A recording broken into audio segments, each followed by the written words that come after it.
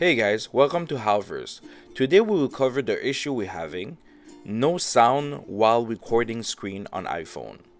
For iPhone 11, 12, 13, you're gonna have to swipe down on system.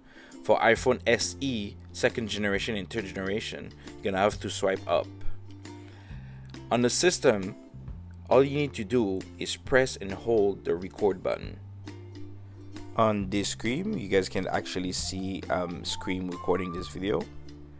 Before you screen record, make sure in the bottom the microphone stays on. Now you don't have to set this up every single time before you screen record, but just in case, it takes 2 seconds. Myself, I make sure that the microphone stays on. I hope this video was helpful. If it was, smash the like button. For more video like this, please don't forget to subscribe and comment below. Verse out.